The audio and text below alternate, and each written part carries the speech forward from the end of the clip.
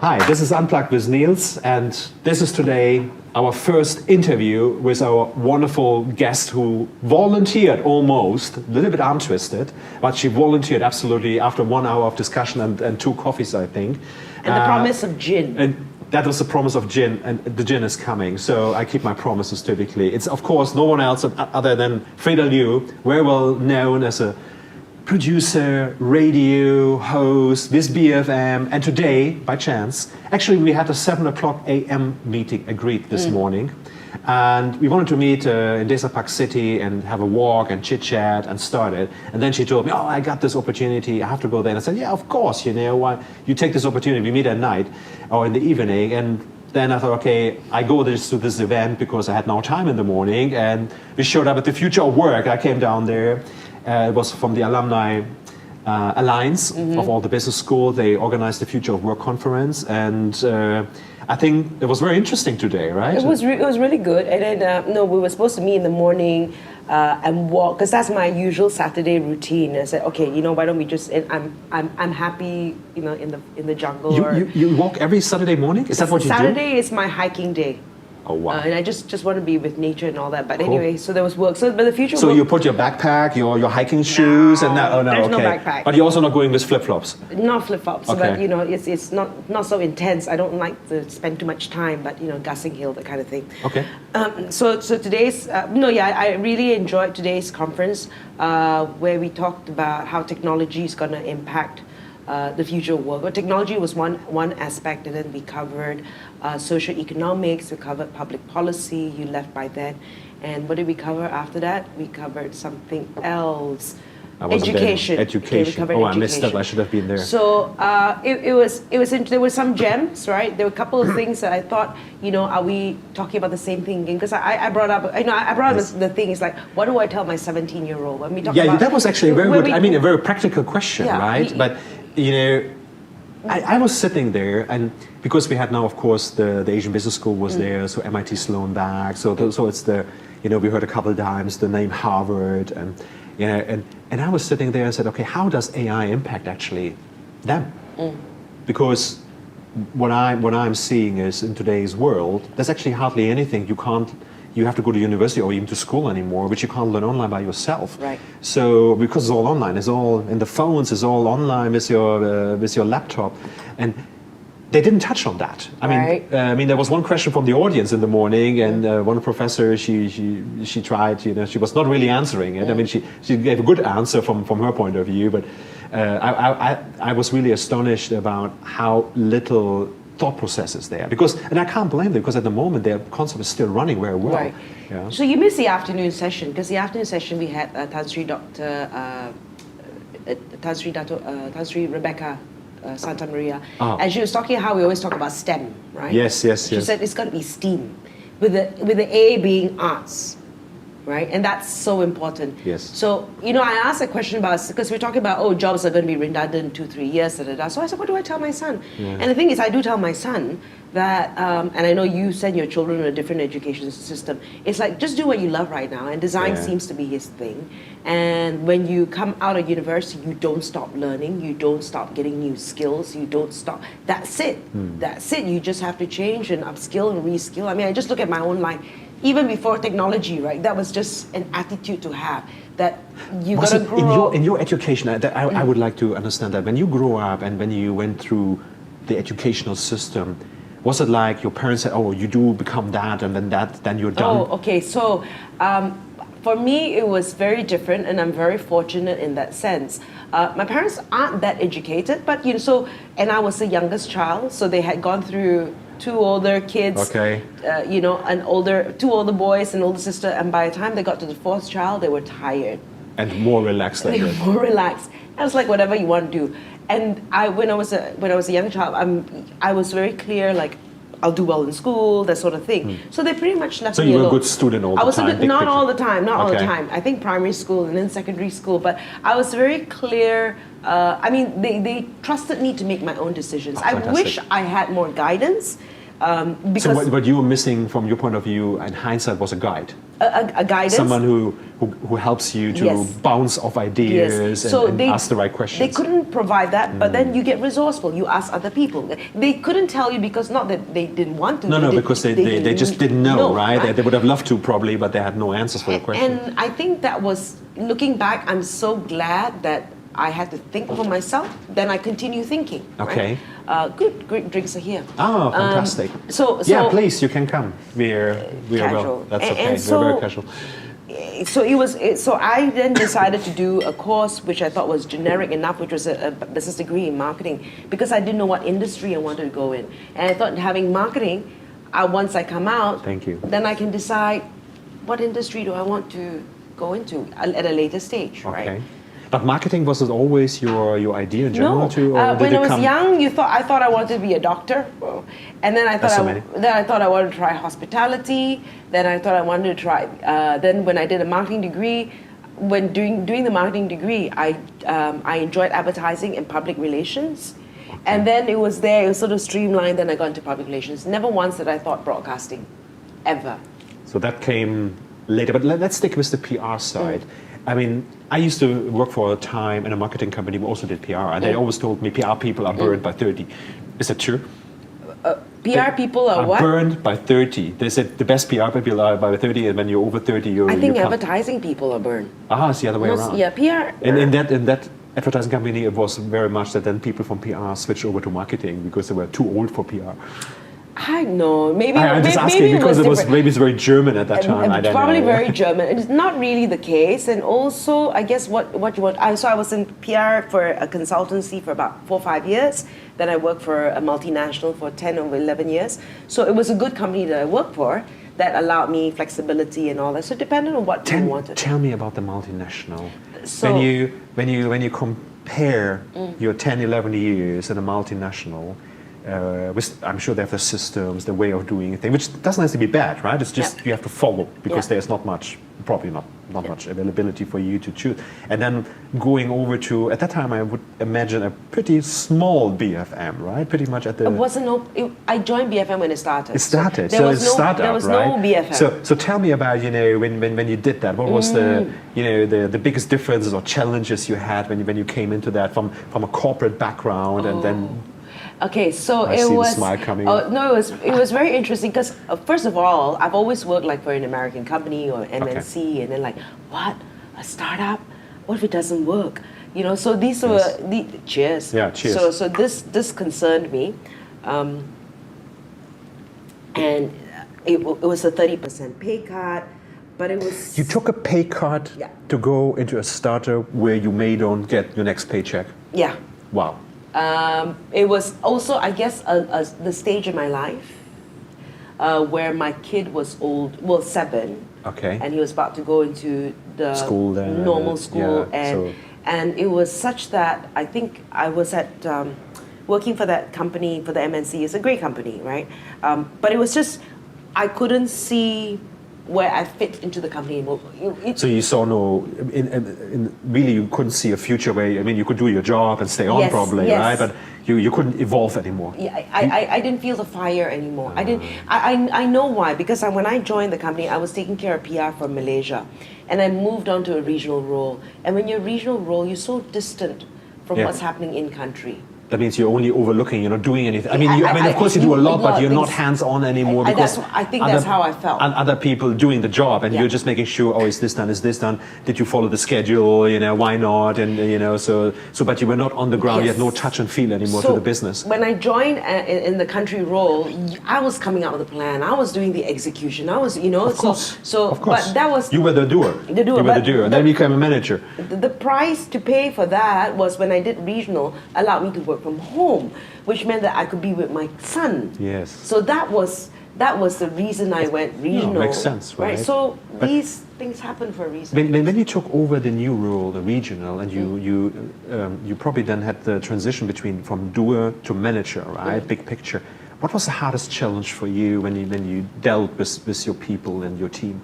especially in different countries, I think it's even harder because you didn't see them every day, right? You had to be on the phone, you may have to travel. And so how did you deal with that? Minimal travel, we always try to save costs. There was a lot of conference calls, and it was very, okay, we probably met about twice a year. Communication. Yeah. I think that was it. It was more like there was no time to say whether you really could work with the person, because sometimes you have to deal with Thailand, sometimes you have to deal with Indonesia, where English is not their first language. Which right? can be a challenge, Which right? can be a challenge. Yes, so, yes. So it was more that communication. You can't see a person's face because you're always on a conference call. So then how do you think? Okay, fine. I finished a conference call. I have to send an email to recap our conversation and try to keep the email as simple as possible. So I guess from that experience, I try to keep my communication very clear. Simplify. So do you think simplification of your communication in written and also in verbal form is part of your success? Is that part of your lifestyle where you try to make sure people really get your point rather than sounding very intelligent? I don't know if it's part of my success, but I have. I don't. A lot of people can put a lot of words into things, but if I can't understand what you're trying to say, of course. Right? What's the point, right? So sometimes it's just. But maybe it sounds very educated. If either you know your stuff or you don't know your stuff. Yes, you know what I mean? So it yes. was just like. Yeah. Anyway, so it was very important for me to be very clear in my communication. Sometimes to the point that when I speak to my mother, it's like, yes, no. Yes, no. Okay. I'm coming back. This is my flight. Da, da, da. We'll talk when we meet, right? We'll talk when we meet. But then you communicate via WhatsApp or whatever. You try to keep it as short as possible, not to give too many interpretation opportunities. So all of my friends who get my WhatsApp messages, just know that I'm consistent. I'm not like that with one person, I'm like that with everybody. I must say, I didn't realize. I mean, because you WhatsApp me a couple of things, but we were on the dot. Right. And as I said, when you come, she's so German, by the way, and she's more on time than I am. I must really commend her for that. And there's most Malaysians, if they're half an hour late, it's still considered more than okay. But she's really 5 minutes before the time. It's amazing. Or if I'm late, I'm late. I'm leaving now. ETA. So I think it's just respect. For people. Oh, I agree. I mean, that's what we learn as well. Right. You respect others people's time, and so you want to be on time. Do unto others, right? Yeah. I don't want to wait for you. I hope and I don't want you to wait for me. Yeah. Simple, right? Time is money. I agree. Tell me a little bit more where you grew up. So I'm getting more and more intrigued. So. I mean, today we see a successful woman here. Today you managed a big conference. I know you have many more. You interviewed. You have to tell me about some of these interviews. Okay. The best or the second one. Really important people of this earth, I can say, right? They're not just Malaysian important. They're on world standard important. And for a Malaysian. From a Malaysian background, it's very unusual, I would say. Especially you stayed in Malaysia. If you would live in New York or London, everyone say, she did it or she made it because she lived in London, she lived in New York. That's why she made it, right? It's a typical Malaysian thing I hear. But if she would have stayed in KL, she would have never done it, right? She would have never got the chance. But you got the chance, right, on that. Yeah? So now we get some music on here on top, yeah. So maybe we have to ask them to shut that one off. So that is when you have an unplugged video. So I will text them now. So my apologies. No worries. No, I can't text. I think you leave it on. This wasn't planned. No, that was not planned. This goes with the whole unplugged thing. See, that's the whole unplugged thing. Timing I love it. was right. I know you're trying to forget.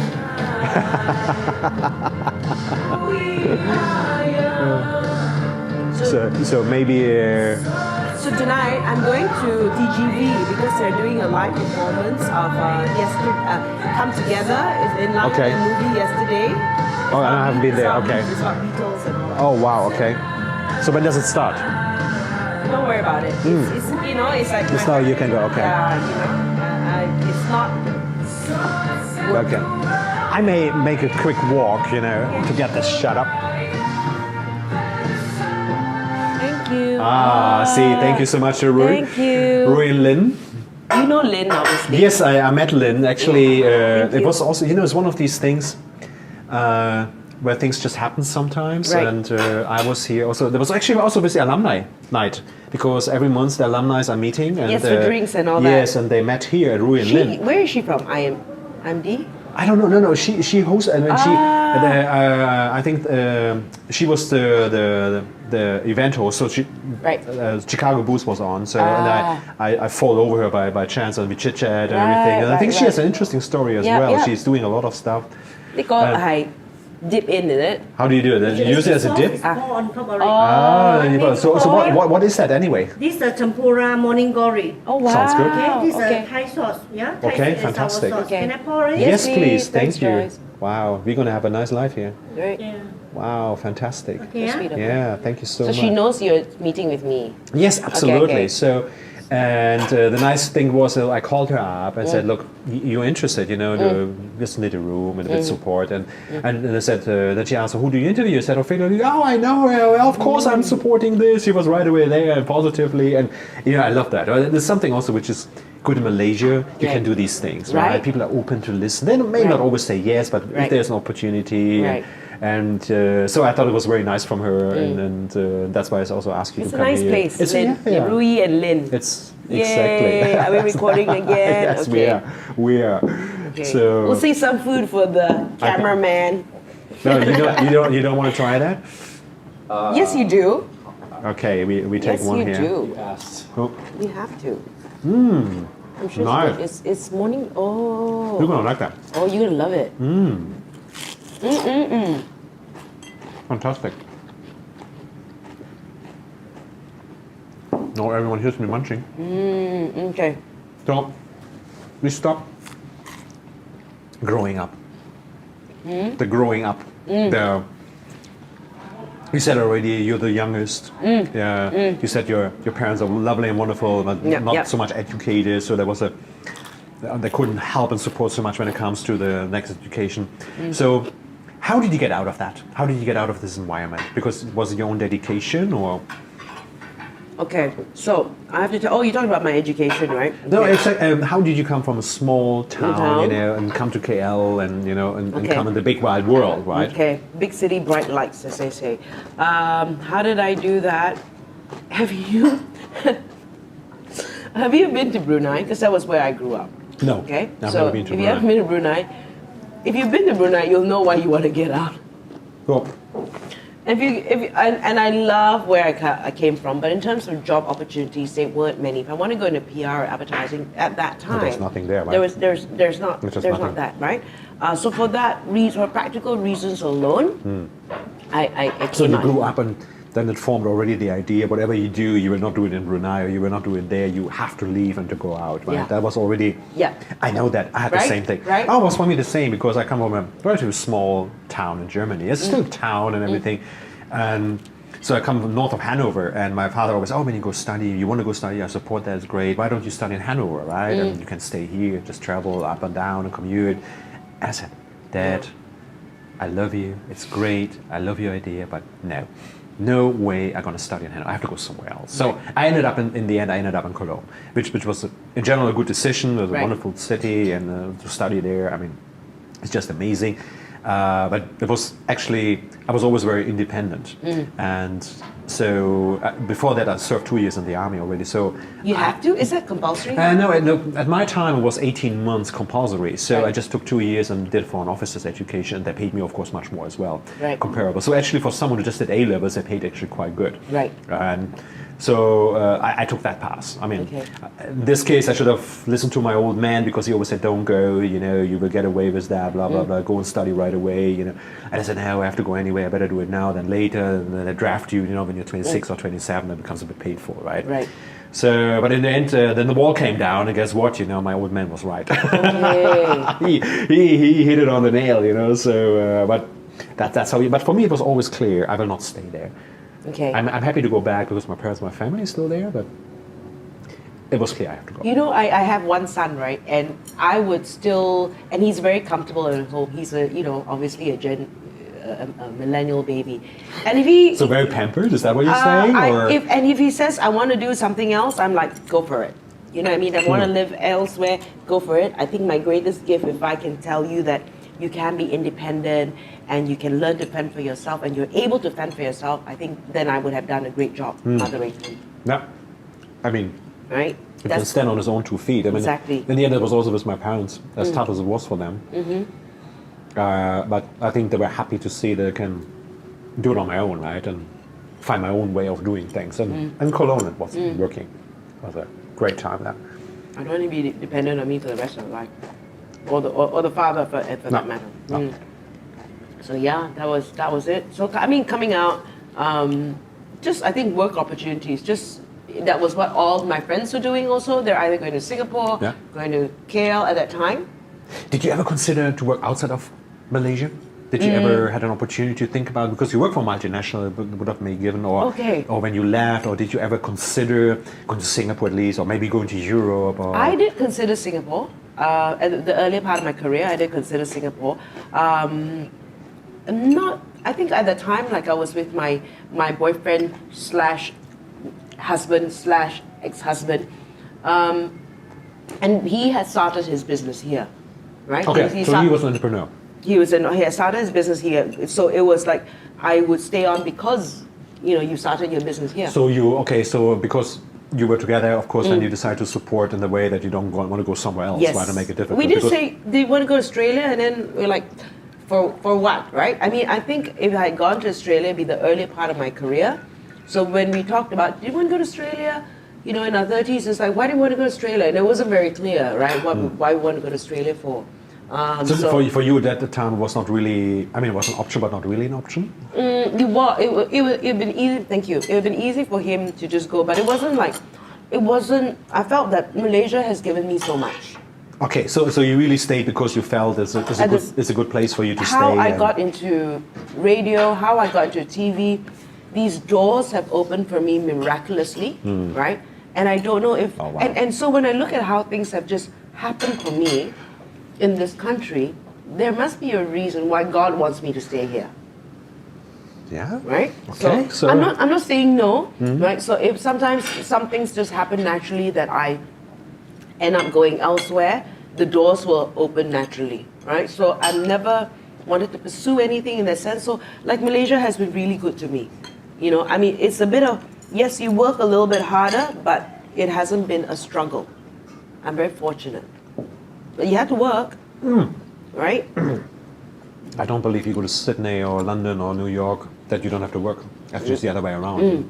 You may have more opportunities in general, but it's still a tough place. I'm just thinking like getting into radio and TV, whether I would have had that kind of opportunity, I don't know, in Singapore, or maybe Singapore, but like I don't know if, in Australia or whatever, whether I would have I mean, had. wasn't it Ofra who was rejected by as a news announcer first? And I mean, you see where she is today, right? Yeah, I mean, yeah. But it's all within America.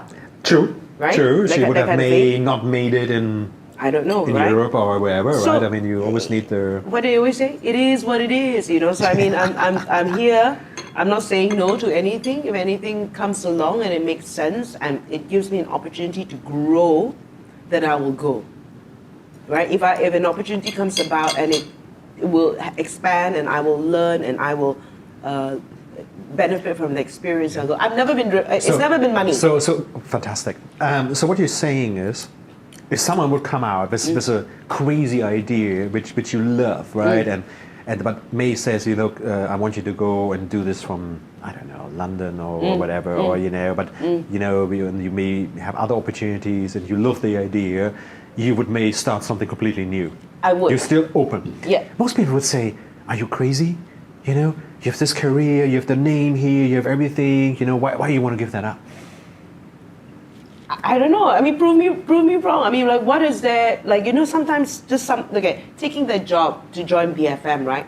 It was crazy. Oh, it was crazy. just- You're 30% down, start up. Who is this? Most people would have told you they will not Independent, survive a year, right? I'm sure there were many people. Yeah, why would you want to go against all the big boys that are already present already? I'm sure he had this. Right? I'm sure it was not easy at the beginning as well. Yeah. I mean, today it looks like, oh yeah, look, he made it, And everybody wants to, work for the, well, not everybody, but, it has a name, it has a following and all that. But, when it first started, right? It's startup. Right? Would you think this kind of mindset is something what brought you where you are, that you have this openness to experience? And I mean, to be fair, BFM could have been a failure, right? 1 year later, maybe not enough money anymore, no marketing, No no time, money. yeah. I mean, it could have been, right? I Right. mean, luckily it was not. But Right. so Do you believe that that is one of the things you can just encourage, other people also to be Okay. a bit more open? Be a bit and- more open, and because the reason I also joined BFM was because it was a business station, right? And the topics that I covered was something that I love, and it was a business station. If it didn't work, and I were to go back to PR, the time spent in the business station was still relevant as opposed to me just joining a music station, Sure. right? So So you had this in mind. I mean, so you were open to accept that failure may happen. yeah. And But it you wouldn't- had the precautions, so I don't want to call it insurance, but you had the precautions of that. You said, because you believe you're still in business and you're not a radio DJ, right? So, which then totally would have done something else. You could still have the chance after 1 or 2 years to go back in your original Whatever, industry, right? Right, And- whatever, right? But it was still, so although it wasn't madness, right? There was some calculated risks in it, right? was. What's I did the pros and cons, the SWOT analysis, that there's some German in there, right? In terms of the thinking and all that. So so if it didn't work out, fine. It was time that I've spent, met some business people. So what's the worst that can happen? Right? So Amazing. at that point also, financially a little bit more steady. I was still married at that time, so it's like I was, okay, I've only one child, there aren't any major expenses, sort of things sort of regulated at that point already, you know what your bills are, you can sort of cover it. You know, okay, no fancy clothes, that's all right, Okay. Interesting. Tell me a bit about, you met so many VVIPs, right? And real superstars. Which one was the most impressive to you? Superstars, right? Oh, anyway, I mean, how many interviews do you have on your record? I mean, Okay, I put it over 5,000 because it's more than that. it's amazing, right? It's a hell of a lot, right? It is a lot. So which one is Okay. the most impressive one for whatever reason? Where you say, hey, this was really, really amazing, right? That really hit me, struck me, or whatever, right? Or I wouldn't have expected that, or something like that. Okay, I've got many answers. Okay, I've got many answers and many versions. Well, not many versions and answers. So I'll tell you some of the impressive names, like Stephen Covey over the phone before he died, Robert Kiyosaki over the phone, Julian Assange before he went to Sweden before Okay. trouble began. He was in Malaysia. Prince Andrew when he was in Malaysia, I got to interview him. Simon Sinek over the phone. Jack Welch. Martin Cooper, the guy who invented the mobile phone, he was in Motorola at the time. So these are the big names, right? But and not the political areas, but everybody I meet, I always feel that I'm going to learn something, right? Oh, I'm sure. So I mean, that's just the spirit. just the names you put up here. Yeah. I'm sure there's for everyone you meet there, you can take something out, right? Or learn from that experience Yeah, in my yeah. conversation. I'm with sure, person. I'm sure. But the person that touched me the most was Nick Vujicic. You may explain who's Nick Vujicic Nick for Vujicic, the people who don't know. every time we say Nick Vujicic, okay, because they pronounce it wrongly. But of course, he's that motivational speaker who has no arms, no legs, right? Huge following around the world. You know Nick.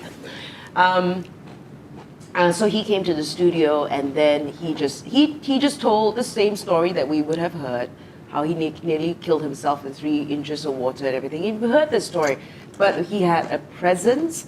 And the moment he started speaking, I just started crying. Wow. It was just that kind of thing. And what was very special was at the end of the interview, we had lunch set for him, everything. And I'll tell, there's another story of how I got that interview, okay? Anyway, then he stopped and said, Freda, can I pray for you? Then he prayed for me. And then, he had a whole video team with him. And that footage was actually used on his video. If you go Nick Vujicic, Indonesia, Malaysia, you'll see that footage of him praying for him and say, wow. And he kept that moment, but it was just, the words he said was just what I was feeling at that moment or going through at that moment. And that just... He really touched you. Yeah, he really touched Amazing. me. Yeah. Amazing. And okay, so what was also interesting about the story, because I've always wanted to interview him. So that year he came to Malaysia twice. First time he came, and who wants to interview him at BFM? So a couple of people within BFM says, I want to interview him. So nobody in BFM got to interview him, right? So he did a couple of interviews with other publications, blah, blah, blah. So I thought, no chance. He came back for a second trip, and he only agreed to do one interview. With you. No. How's that? So the organizer just thought, BFM, Freda.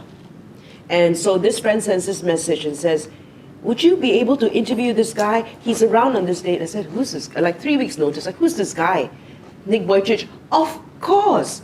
So I didn't know that at that time how he only agreed to do one interview. He didn't know who, but like he just decided, the organizer, to do it.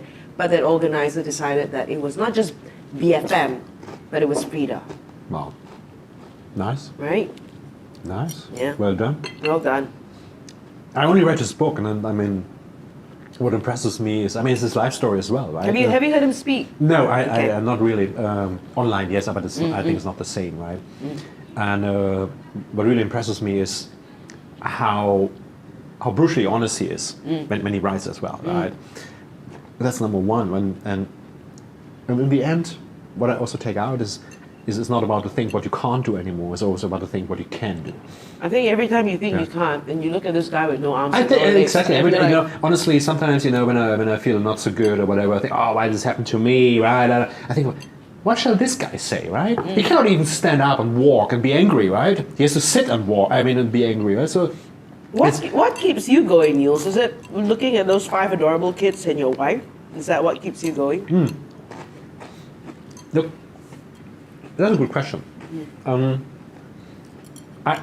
the guy who has.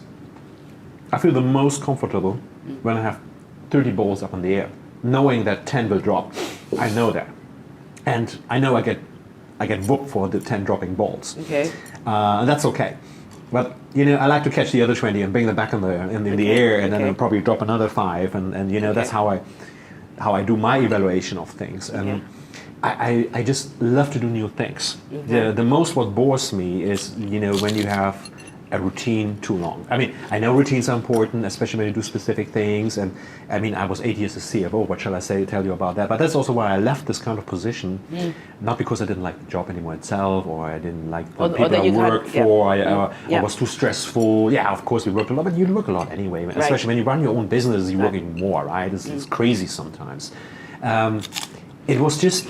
I was sitting there at that time, and the company I was working for is a good company, family-run, growing massively, good brands, good. They had its downsides as well. Of course, every company, I'm sure BFM is not all great all the time either. You have your challenges, and let's call it that. But actually, I could have probably still worked there.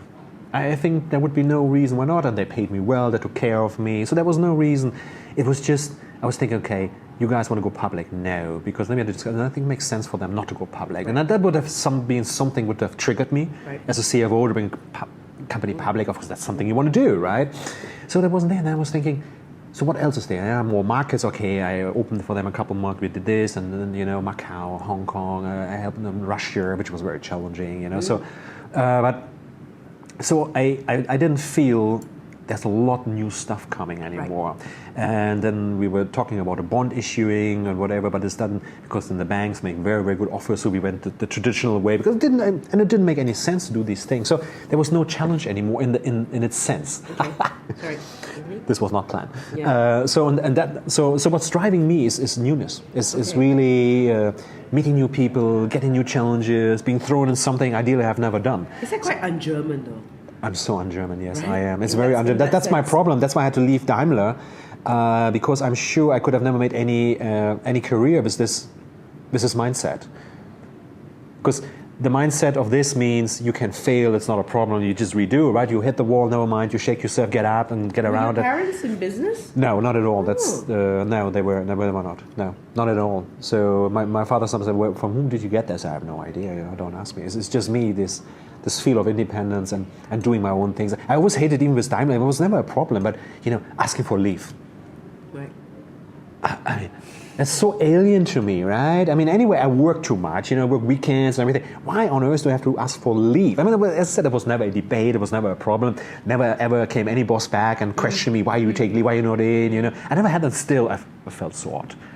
I felt really odd. And so I think that's what's driving me. It's like someone else owns your life. A bit, yeah, it is. I mean, this is, I don't know. I mean, also when I left university, actually before I left, I started my own business already. And I was running business while I was in university. It was even that bad that my healthcare insurance then called up and said, oh, you're actually not a student anymore. I said, why? Yeah, you run business. I said, so? I study 40 hours a week and I work 40 hours a week. What's your problem, right? And they couldn't understand that because, of course, they do a 38-hour week, right? And then they go for leave and this and that. So, but in the end, then they took it as it was because I could show them I progressed in my studies, right? So, but that's me. Having a lot of balls in the air is something what I really like, and catch them. So that drives me. I don't know. I mean, that's why I try so many new things. Do you worry? Okay, I feel that I'm able to do this because I have one child. You know what I mean? Then you think, okay, then what sort of risk do I take because I've got 5 kids? Yeah, I mean, yes, of course, I mean, sometimes when you do so many things, balls drop, right? And every time a ball drops, normally it costs you money. And in business, it costs you sometimes a lot of money. Right. And there's only so many balls you can afford to drop, except you have a very good cash cow. I mean, look at companies like Microsoft. I mean, they dropped so many balls, but they never really mattered because they had their main running business, which also earned a lot of money, so they could afford, Yes, of course, sometimes you think you have to take that, you really want to do that, but what happens if? But the problem is if I don't do it because of that, it's not me. Would I do the right thing for my kids by giving in to this fear? Right. And in the end, then typically I still do it. Right. Because in the end, my kids should be also there. They have to learn that it's part of life as well. Right. And if you sugarcoat your kids too much when it comes to that, it's no good either. And I tell you what, if money is tight, the kids have to learn that money is tight. What's the problem? If money is aplenty, they should still value it, right? So it doesn't matter on which side you are. But it's good if kids learn to deal with situations in any. So okay, so we are not going every year 3 times, 4 times with all the 5 kids to Europe or Japan for skiing trips, and no, we don't. Is that a problem? No. I tell my kids, you want to do this. Later, you earn your own money and you go. What's your problem? If that's what you fancy, go ahead, right? That's okay. And they respect this a lot. I think this is something they may not always like. Of course not. But in the end, fact of life is such. And I don't know about you, but just imagine in your time, your family or probably your father was working, bringing the money, would have just lost his job. It would have been the same thing, even when you think you're secure. And I think having a job is a false sense of security. Yeah. I meet at the moment so many people in my age who actually they come indirectly to me and ask for advice. Okay. And these are CEOs of big companies, and this is in a good way. It's not in a bad way. Right. It's not like, they're not down or not shut down, but still, they come to a phase where they have been a long time in corporate, earned well, but taken care well, right, and suddenly, exactly what you said sinks in. So after 3 to 6 months when they're out of the job, because no one takes them serious anymore, they have no big business card, there's no driver anymore, no secretary, there's no this, no that. Suddenly the bills come in for the car, for this, and despite they having probably still millions on their account, they see it the first time since a long time in their life going down, instead of all the time going up, principally. Even if 1 month was going, but the next one comes, right? It's there. Now this is gone. And then the whole status is on the card they had. Of course. I mean, I had the same thing. I had very good advice because you talked about mentors. It was in my former company. We had one of our board members. It sounds so big. The company was not that big, but he was one of the best project managers I ever met in my life. I must say that he's very German on the dot. And so when I got the job as Daimler in Malaysia as a CFO, and he congratulated me and said, "Fantastic, Niels! It's a real achievement, and where you gone, from where you come from, it's amazing." But let me tell you one thing. Never forget, as a CFO of Mercedes-Benz, you are Mr. Mercedes-Benz number 2 in this state, in this country, which I was, because the number 1 was, of course, the CEO. But most of the people you meet will only talk to you because you're in the function. It's not because of you as a person. Right. Never, ever forget that. Everything on top you have there, your driver, your secretary, your blah, blah, blah, is because of your function. The moment you leave that function, you're worth nothing to these people. So make sure you understand the difference. And that was the best advice I got before I came here. I'm till today very thankful to him. And so what I did here when I came, I saw all that, the people lining up and then, to get you to know you and to invite you, I stayed away, right away. Okay. I was really, Not in the scene. I was because we had to go out, Yep, but yep. I tried to avoid specific things, you know. Right. So, and I think that was a good thing because in the end, you could not be used for that thinking. Right. Yeah, for that because look, I invited you here, you know, you have to invite me, you know, to this function, to this and to that, and so that didn't happen. So in the end, that drives me is really the newness. Do you find that you can read people better? Like, you know, like I know people who are friends with me because of what I do. you know what I mean? Yes. At the same time, you know, and along the way, I've also met people who are friends with me because Because they're of friends you, with you. because Yeah. of you, and they would be friends of and you even if you resign today and you tell them you're not doing anything anymore. There's no fancy interviews, no fancy this anymore, and they would be still talking to you, Yeah, right? yeah. Yes. You know, I think the astonishing thing is when I left Mercedes was I was astonished about some people. I thought they would be the part you can always talk. And some other people, I thought they're more the part, they're only there because of your function. Mm-hmm. You know, you got surprises in both directions. Right. Number one. But today, I'm a very simple person when it comes to that. And that's something which is a kind of a life credo for me. I'm tit for tat. Okay. So it's very simple. You're nice to me, I'm nice to you. Okay. You treat me bad, I treat you bad twice. You know, I'm very simple. Twice. Twice. I'm sorry. That's tit for tat tat. Yeah, okay. So, but, you know, and this normally helped me because it keeps me open to everyone Right. and not to misjudge because I misjudge sometimes. I have to admit that, and you know, and then I thought, you know, why I misjudge this person so badly, right? And so since I'm doing this, actually, it doesn't matter because if someone nice to me, I'm still nice. So, but when I see they change because I changed, I'm not doing this anymore, I'm not doing that anymore, then I know they're the wrong people anyway. Right. And it's a good indicator for me, and that works for me actually pretty well. Since then, I'm pretty relaxed because I don't care anymore. Oh, is this person here because of my function or because of this or Right, that? right. It's just, you know, I see. Over time, it will show. Right. Right? I don't know, it's for me, it will show over time. Who was it that I just went for a course the other day and he says that you're there, are you a title leader or a functional leader, or are you there because you're more, people look at you up to you because you're a moral leader, as in you have the moral authority. And it's not something that is labeled to you, just someone looked at you and says, this guy has the moral authority. And some people have the charismatic authority. Naturally, right? some do it, yeah, so, some does have, so it's yeah. like, when you have the card, the title and the function, it doesn't mean people will respect you. It doesn't mean you're a leader, No. right? It's everything else, right? So, yeah, interesting. Pondering on life. Leadership has to be earned. Yes. Amazingly, this kind of leadership, I learned a lot about leadership in the army. As tough as it was at that time, and many times I asked myself, why did I sign up? For God's sake, what am I doing here? 3 o'clock in the morning, -5 degrees, you know, and snowing, and you hang under some bridge and whatever. I mean, you really have to say. But it taught me actually quite life lessons. Astonishingly there, because they push you very hard and when they educate you, and especially when it's out in the field. And I was not the best officer in making when it came to classroom teaching, but they never could really kick me out because I always was one of the best when it comes in the field. Okay. And what I saw on the field was some people who had a very big mouth. Very big mouth. Okay. You know, and bragging about how great they are, what they can do, totally failed after 2 days of no sleep and under very extreme stress conditions.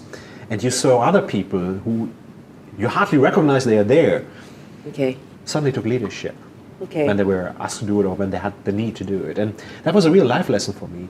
And I think it triggers me till today to see in people the opportunities they have, Right. rather than to listen what they say or what they're not saying. Because typically, you know, in our life, who's up there? Many times you meet CEOs, I'm sure you met a lot of CEOs where you say, why is this person the CEO of this company? How on earth did he get there? Right? I'm sure it happened. Yes, I'm yes. sure sometimes you also met people say, wow, this person could be doing much more than that, right? Right. But it tells you is about how people, from my point of view, how they sell themselves, to others especially. And some are very good at selling, but they're not necessarily good at executing and delivering. Right. And so at this young age, I really learned about to differentiate between both. Okay. So, I mean, ideally you have someone who's good in selling and in delivering, right? Which happens as well. I mean, of course. And you can learn it, I You suppose. can learn it, of course. There's a lot of things. And also it's okay that people learn on the job. They don't Yeah. need to be perfect, right? Yeah. But, so that since then, I always look for people with potential to give them a challenge. And so let me give you one example. When I came here to took over the CFO position, I mean, 4 weeks literally later, my head of controlling resigned. And I mean, at that time, we already did 1.3, 1.4 billion ringgit turnover. So not a small company, even for Malaysian standards, right? For Daimler standards, a smaller company, but it's not a small company. So, and Germany and at that time Singapore was actually forcing me or tried to push me to take a German expert in, a manager come from Germany. I said, no, you know.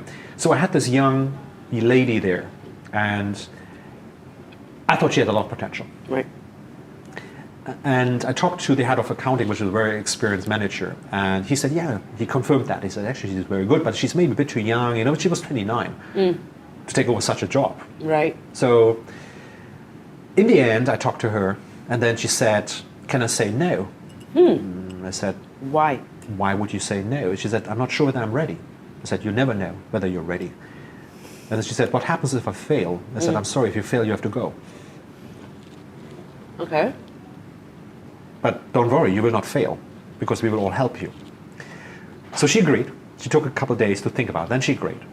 Make a long story short, she excelled amazingly. Right. Later she became a GM even. She was the youngest GM Right, ever at Daimler right. at that time, local GM. Right. And it shows that when you trust people and you work with them, she did grow to, because I thought I see a lady there, she can grow to the challenge. If you leave her where she is, she does a good job. But if you put her on the next one, she will learn and she will do it. And that's what she did. And I She- think she knew that she had the support. Helped, of course. Right? It helped. Yes, it helped. That was necessary because it's a tough job. You can't do this alone. Right. Wow. And why have you chosen Malaysia as home? Well, the When I, why? met, when I met my wife and got married, so we went back to Stuttgart. I had to do for a week some work to do. After she had the time to go run around and just to familiarize, because there was the chance that we had to go back to Stuttgart. You know, then we were on the way up north to my parents in a car and we were chit-chatting, and I said, so how did you like Stuttgart? Get me out of here. No, she's Asian, right? She looked at me and smiled and said, a lovely place to visit. Okay. She could have not said it any better to say, no way, right? Get me out of here. So she said, you know, a lovely place to visit. And I think that was, yeah. We then had a discussion and we were thinking about, after we got married, you know, about kids. And she said she wanted her mom around, you know. And I thought, okay, why not, you know? And so I did what I do in this situation. I resigned. Right. Without a job. Wow. Wow. And most people thought I'm crazy. Okay. I'm totally crazy for giving up, and I had opportunities in Germany to go back and everything, so it was not that no one wanted me there, Right. but I just did it. Wow.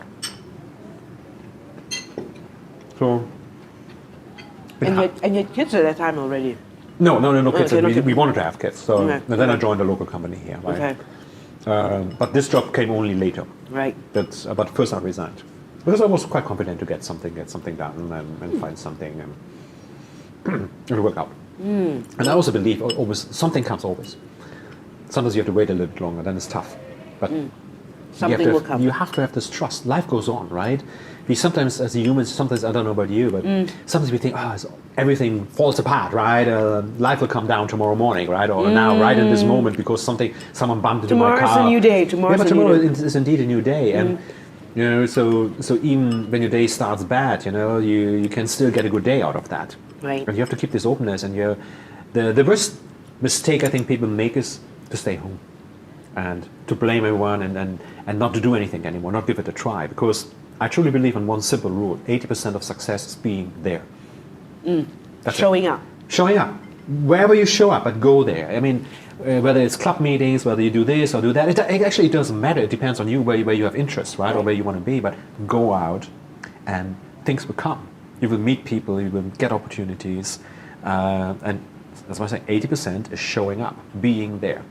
The rest is then who you are and your expertise and this and that. Do you think you'll ever say, "Oh, I've arrived," or do you think it's a continuous journey of?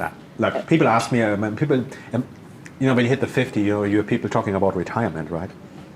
And I said, I will never retire in my life. I retire when I'm falling off the chair. Then I'm retired for sure. Then I have no choice anymore.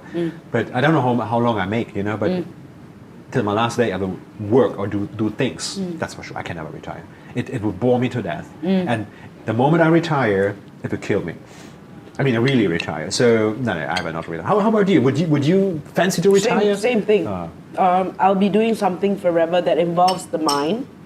Right? I hope to get to that point where I do something because it's not for the money, right? But I will continue to do something that's meaningful, that will engage me, that I'll continue to learn something else. I mean, that's the point, right? I mean, if you ask me what frame of mind I'm in, I always feel I'm 19.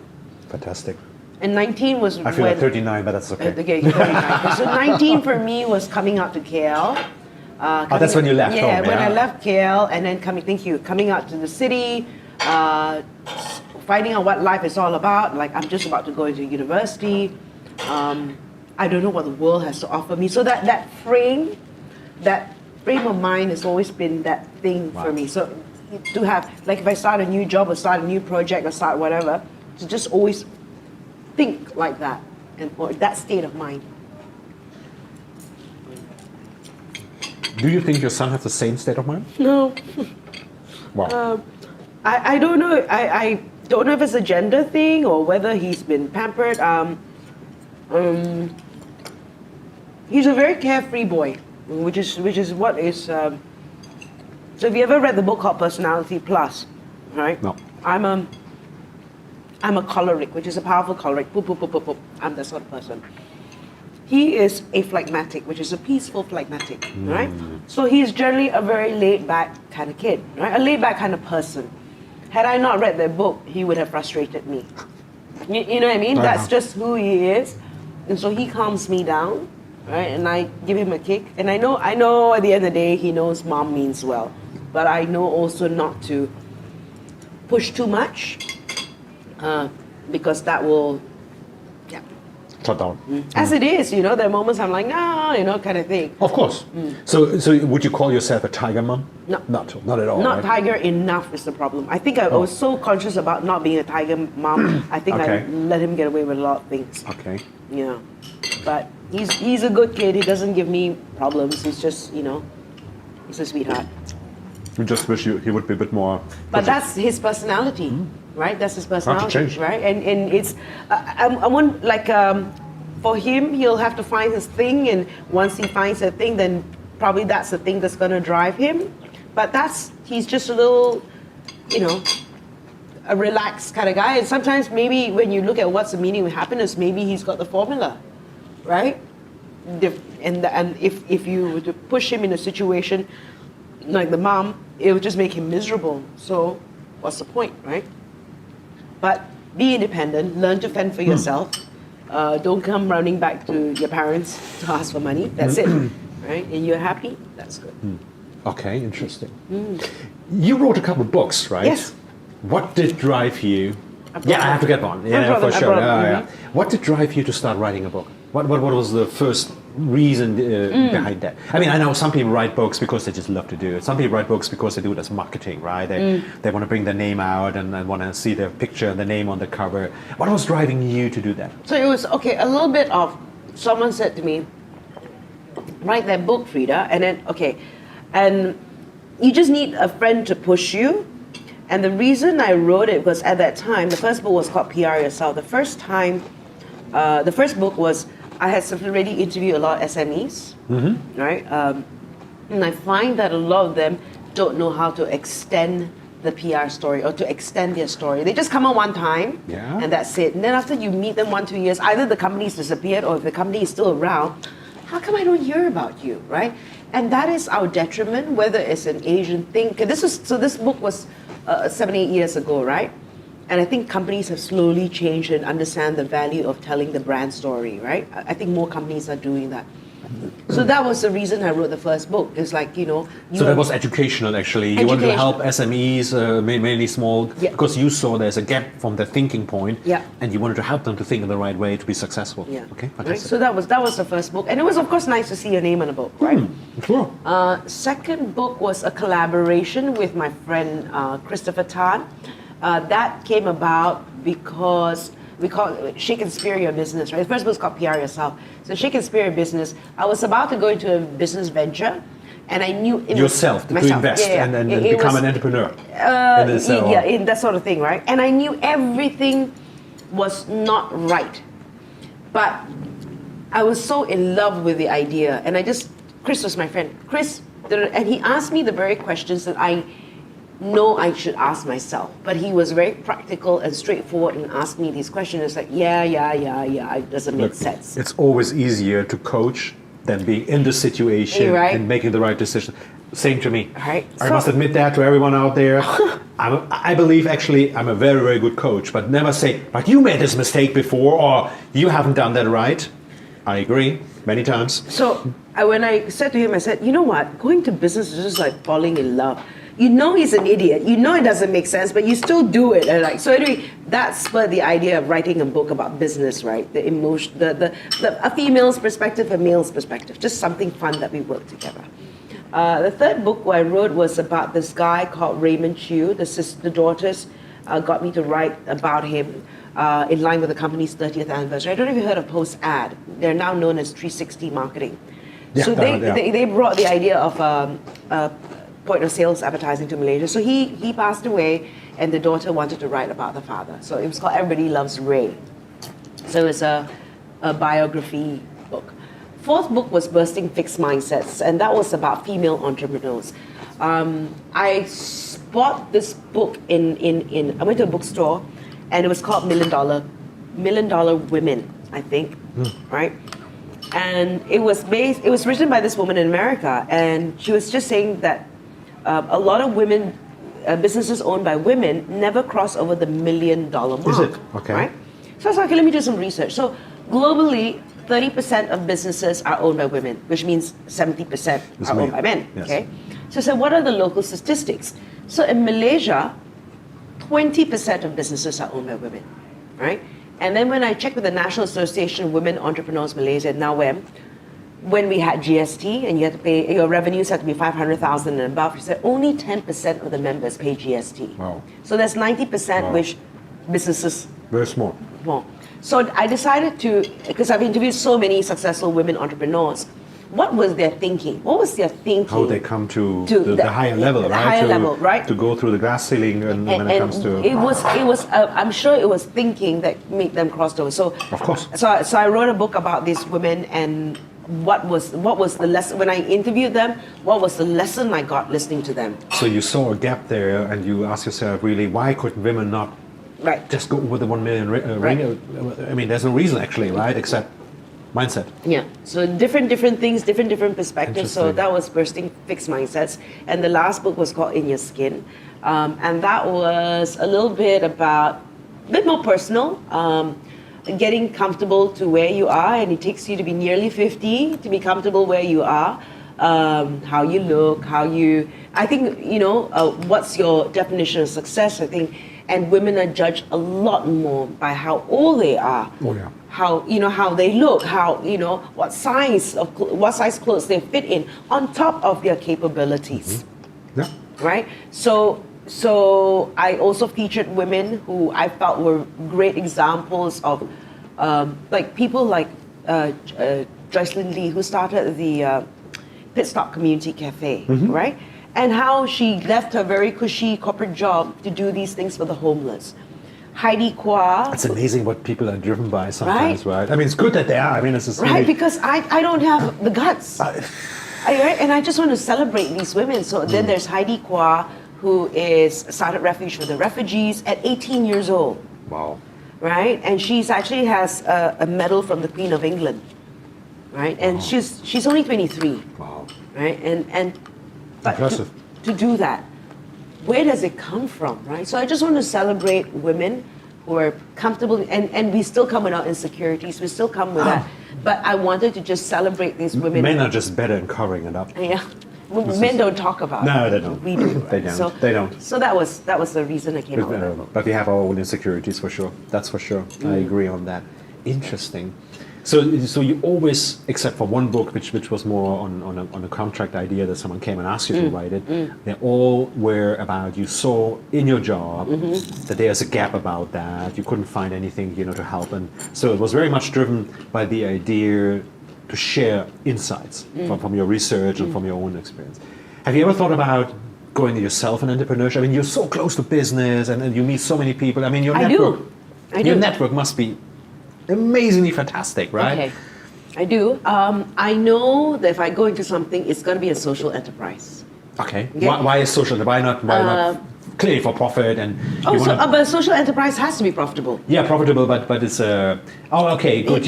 Okay. It's good. it's not a charity, so Okay, it's a that's social all. enterprise. But I don't know what cause yet. Okay. I don't know what I do have something that I feel very strongly about. I can't put a business spin to it, and that is for women to be financially independent. The importance of women being financially independent. I think everyone should be financially independent. Yeah, everyone should be more so a woman. People start, but of course they are most deprived. Right, They're most right, deprived. I right. agree. So, but I don't know what the business idea is. I am nothing of that sort. But you keep it in your head, and when the right thing pops up, it will happen. you may jump. I'm not pushing it. I'm not rushing it. But if I were to do something, Business can't be rushed. Yeah. This is has to come. In my experience, when you rush it, you screw it up. Yeah. It has to be right. The time has to be the right. time for to you. be right. You gotta feel at peace about it. You gotta feel that it strike while Yeah, yeah. that kind of This thing. is the heart has to be there. So as you said, on the other hand, you are not allowed to fall in love with the business either, right? Right. Because that's a problem as Then well. you can't see.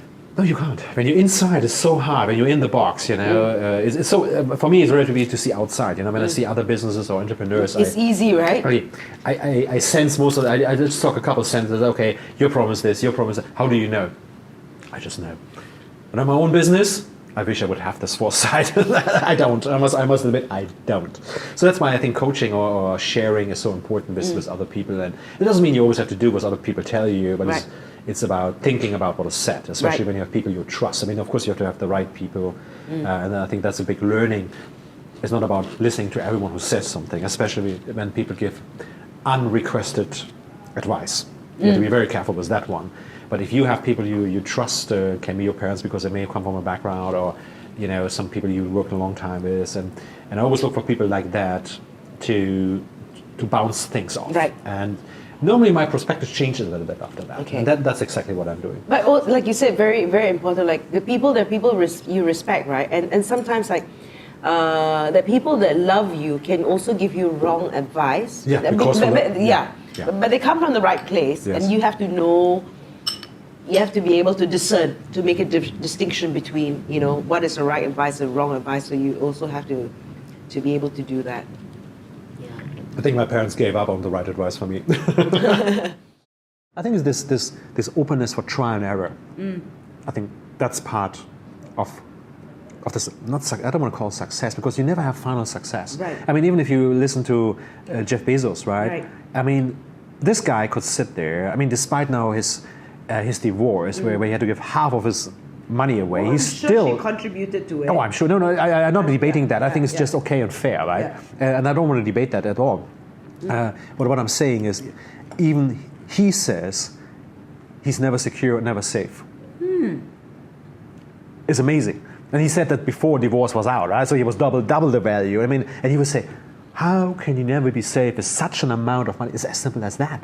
If things go really bad and and can go very quick sometimes. Of course, you stay there, you try to save, and I learned my first lesson on that when I started to work in a brokerage company in Germany, and it was about Pan American, right? It was the airline, it was Right. the brand name, and they went bankrupt, and I was sitting there and couldn't believe it.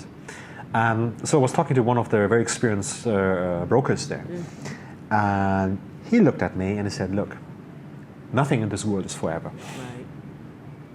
No. And I would, Even the Roman I mean, Empire. it sounded so. Of course, it was trivial what he said, but for me, sometimes you come with this mindset, things are there forever, right? And these big brand names. So whatever you see today is maybe gone tomorrow.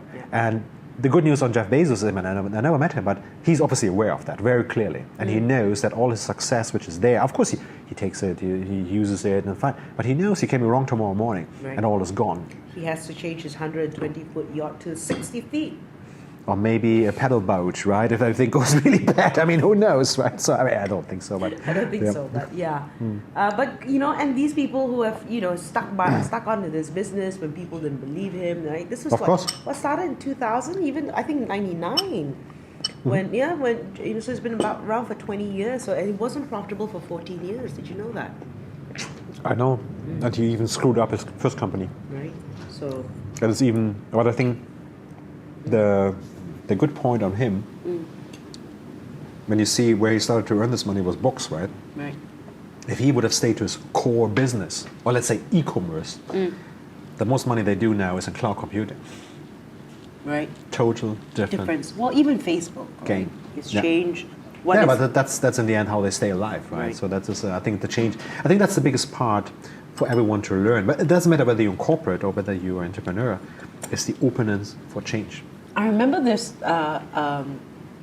how companies just evolve, right? In 10 years, what will be the most valued brand? In 10 years, how they change completely.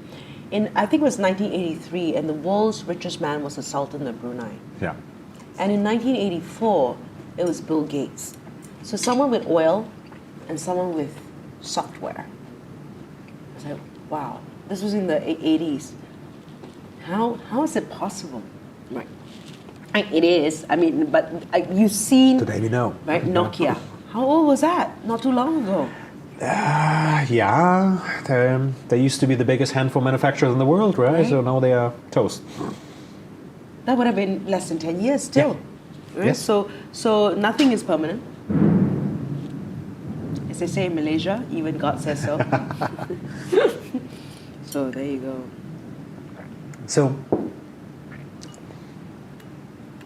tell me a little bit about your typical day. I mean, you're a single mom, right? Yeah. You have a 17-year-old at home, Yeah. and Also, I I mean, if I stalk you on your social media, I mean, how do you do all that? I mean, how is it? How do you manage that? Because I know there are a lot of people out say, oh, I have this, I cannot do that, or I'm stuck here, no, I can't. There's a lot of reason people think they can't do things, whatever that is. And with you, I have the feeling, I mean, even when I listened to you when you worked for a multinational, you joined, I never heard, I had to decide. I mean, I don't want to say you're a bad mom, you're not, right? Because you're conscious about your son. No. I want to say I have to ask him probably, right? But how do you manage that? What advice would you give single moms or anyone out there who thinks I cannot do this, right? Yeah, she can do that, right? She's different, because I feel you're not different. You just constantly do things differently, but you're not different as a person. No, you just decided to be different. I have the same issues. I have the same concerns. I was very fortunate. I had my mom-in-law, ex-mom-in-law, live with me for the longest time. Okay. Even though she was an ex-mom-in-law, so she was in my support structure. What I always say: what problem can money solve? Okay, and what is the opportunity cost? So, what problem can money solve? I can get a housekeeper. Yep. I can get dinner catered. I can get toiletries delivered to me. Yes. If my son needs extra class, I can pay a tuition teacher Yes. to come to the house instead of me being the chauffeur. So these are the problems that money can solve, right? Your health, that's something that money can solve. So what can you do that is the best use of your time? If I'll give you just one time I had to pick my son up from school. And because I get that sorted out as well, we live nearby. I got caught in traffic coming back. Stress. He's asleep. He's trained himself to sleep in the car. So where is the quality time in that? None. So we arrive home. He's refreshed. Mom is stressed. Of course. And I'm like. So now, when you get somebody to send him back from school, I come back from work. We're happy to see each other because we're both refreshed.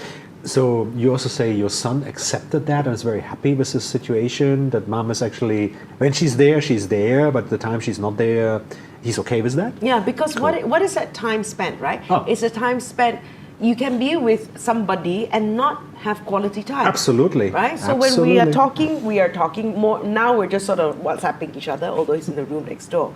But but we have candid conversations and fun conversations. So this was how I learned to manage my time. What is the opportunity? I could have spent today grocery shopping, or I could have spent the day. Exactly, today is a Saturday, Today? right? So in This the is- morning she was the whole day and hosting a function, a big function. This evening she sits here, and after this she goes out somewhere. so she's the whole day out. Amazing, yes. So a lot of people would have spent their Saturdays grocery shopping, sending children for extra classes, sending, just these duties which I don't enjoy. I rather, like I said, what can I do in that time? So I always get things delivered to my house as much as possible. And if anything, have a meal with my son, right? That's more important. And then you chit chat and have And, the yeah, time, you know, and then it's like we're having here now a meal and Right. chit chat, and then That's and what- that's the real quality time he's looking for. Yeah. Yeah, no. Oh, I can imagine. I can imagine. So that because there's just one of me, right, taking on that duty, so I have to think of what's the most effective use of my time. Agree. So that is actually also would be your recommendation. And to I'm rethink how to structure your day and how to use money wisely. Yeah. Because that time spent there, I think I spent more. I earned more being an MC. Right? Oh, yeah, for the sure. So For sure. you see, so I say this though, coming up from Asia, I can see this might not work in Europe when you don't have the benefit of family help, where you don't have. It's also cost pricing. This cost- is, so I'm saying this from a very yeah. privileged position Oh, in yeah. Malaysia. But you're living here. I mean, that's why Right. you live here, not in London, right? Exactly. I mean, yeah, and that's why I didn't migrate to Australia. Yeah. I'm not going to get I can't afford a mate there. It's costs you a lot of money. Yes, if you follow the labor laws, which you're supposed to do, right? So that's for sure. I agree. Cool. So That's an amazing part. I really like that. So, what's your next big project? I'm planning to do a retreat. I'm planning to organize a retreat. And this is for people who feel they're stuck in their careers. I love that already. Okay, so Cool and stuff. I think I can imagine there's a lot of women, more women, that kind of skewed thing. We've got to. I'm going to use design thinking in the approach to design your life. So this is my new thing, buzzword. Well, not buzzword. Something that's gotten me really excited is design thinking. And so I was just reading about design thinking, but how do you use design thinking in your life? So there is a process. Fantastic. So that's what I'm planning to do Wow. next big When, project. when will this happen roughly? Probably have a little sneak peek in August, and then probably in November. And For anyone long- can sign up for that? Everyone or- can sign up for Fantastic. that once I've ironed out details, right? So Yeah, we will. Be in touch. I will also put that up, and when this is Yeah, ongoing. yeah. Fantastic. I love that. I think it's a real need, as I said, for people from outside view Yeah. to I always say ask the right questions, and then most people are smart enough to figure out what's the answer, Yeah. but they don't know the question and how to get out of this. Think where they're in, and fantastic. I love it. So what I liked about it is there are some dysfunction beliefs that we have that you find your passion. We don't have one passion. We have many. Oh, we have many. passions. That's why I have so many balls in the air. Right? So Because we have so many passions. I change. okay. I change my passions 5 times a day. And why are you not a certain thing at a certain age?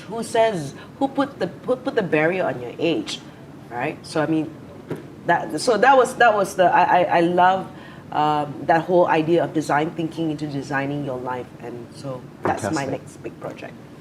Wow. Are you doing it for yourself as well? Oh yeah. Cool. Yes, definitely. Where I see myself in 5 years, I have to sit down. I feel that a lot of things that have happened in my life, I have designed it, not realizing that I've used elements of design thinking. And so the German part of me loved the processes. We That there is have to figure that one out, there is. right? The I mean, name it's Freda is actually very German. So like, Yeah, where is it the is. process? Where did it come from? I need to see. I'm more. I need to see the story behind it, and then once I get it, then I. Amazing. Yeah. Amazing. It's a fantastic story. thank you so much for your time. Thank you. Thank you I for hope dinner. Thank you, Rui. Thank you, and Rui Lin. Restaurant and Rui Lin, the restaurant, for hosting us here. And this evening, I hope you appreciate it as much as I did. That was the absolute first round of Unplugged with Niels. I hope you appreciate it as much as I did. I want to say thank you very much, Freda Liu, for Thank you. supporting us here, supporting me here. It was a real pleasure. And I hope once in a while I can ask you to come back and we have specific topics we can talk about. So long as So you long. provide the gin. Oh yeah, I will. Cheers. Thank you so much. Bye-bye.